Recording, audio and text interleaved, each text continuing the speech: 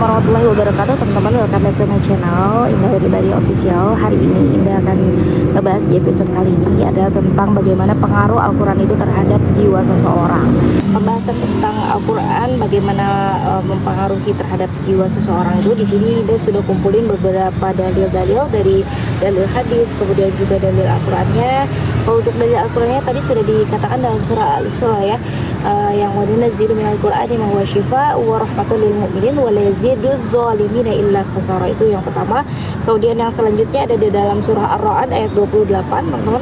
Alladzina a'udzubillahi minasyaitonir rajim, alladzina amanu wa tatma'innu qulubuhum bi dzikrillah, ala bi dzikrillah tatmainnul qulub. Jadi orang-orang yang beriman itu dan hati mereka itu menjadi tentram dengan mengingat Allah, dan ingatlah bahwa hanya dengan mengingat Allah, ala bi dzikrillah tatmainnul qulub. Jadi hati kita akan selalu tentram seperti itu. Kemudian juga dalam surah Az-Zumar ayat 23, teman-teman nanti bisa baca juga, Allahu nazzala ahsanal hadits kitaban mutasyabihan mathani. Di sini teman-teman ada banyak ya, teman-teman bisa baca. Kemudian juga ada dalam surah An-Nahl ayat 89.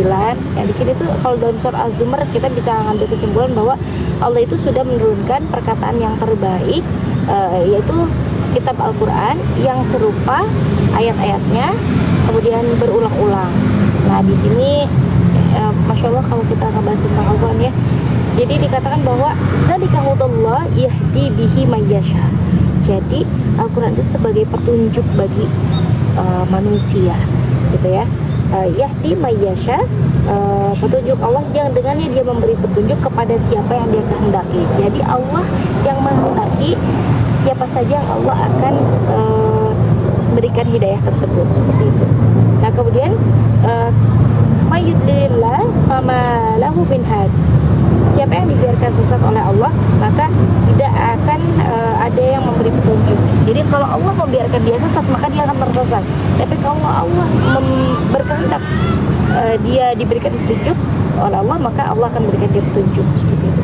Selanjutnya dalam surah An-Nahl ayat 89, wa yawma nab'atsu fi kulli ummatin shahidan 'alaihim min anfusihim wa ji'na bika syahida. Oke. Selanjutnya di sini kalau kita tarik kesimpulan juga di ayat yang paling bawahnya, nazzalna 'alaikal kitab tibyanan likulli syai'in wa hudan wa rahmatan wa busyra lil muslimin.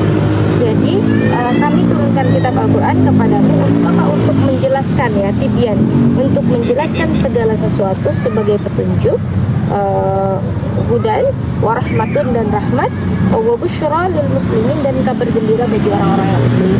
Selanjutnya ada dalam Quran surah Fusilat. Di sini juga Fusilat ayat 44, teman-teman nanti bisa baca juga. Dan di sini kalau dalam surah Fusilat ini kan dikatakan bahwa seandainya kami itu menjadikan Al-Quran itu bacaan ya selain dalam bahasa Arab gitu kan, niscaya mereka akan mengatakan mengapa ayat-ayat ini itu tidak dijelaskan dengan bahasa yang kami pahami.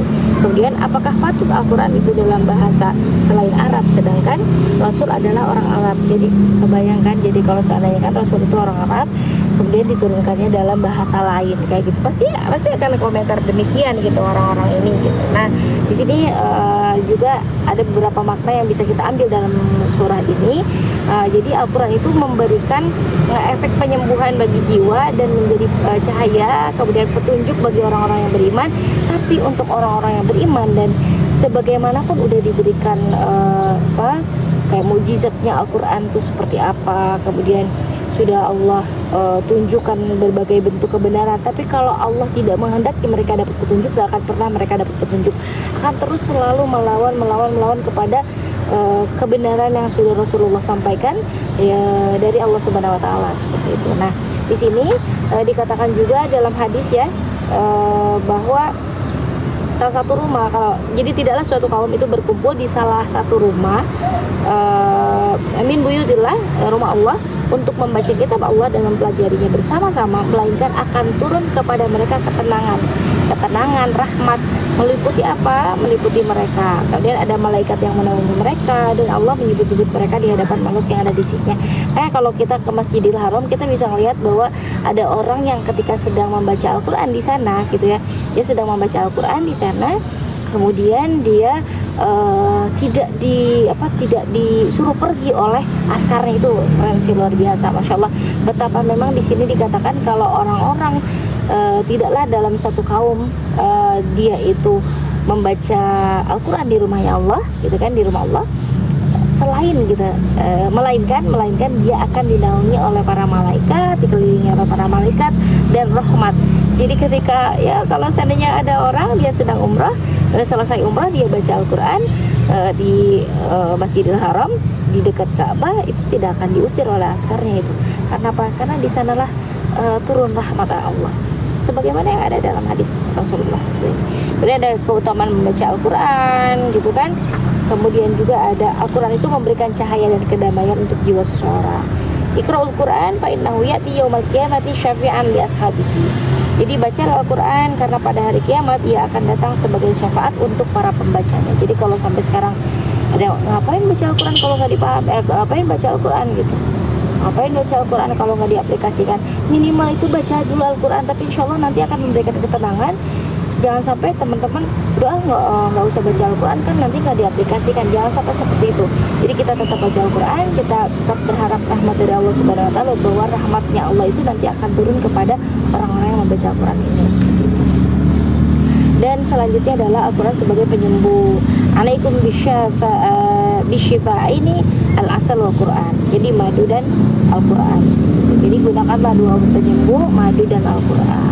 Jadi boleh nggak sih kita kayak mendoakan orang lain menggunakan ayat Al-Quran? Boleh banget, di sini udah ada dikatakan ya. Jadi dua obat penyembuh, madu dan Al-Quran. Tapi kita juga menyadari bahwa yang maha menyembuhkan itu adalah Allah Subhanahu Wa Taala. Gitu ya teman-teman. Thank you for watching my video. Inilah pembahasan yang membahas tentang bagaimana Al-Quran itu membentuk jiwa seseorang. Jadi kalau jiwanya itu dipenuhi dengan Al-Quran, maka tadi kembali kepada nafsu yang tadi, nafsu mutmainnah, dia memiliki ketakwaan. Ketika dia sudah memilih takwa, maka dia akan bersih dan akan suci, seperti itu. Ya, thank you. Wassalamualaikum warahmatullahi wabarakatuh.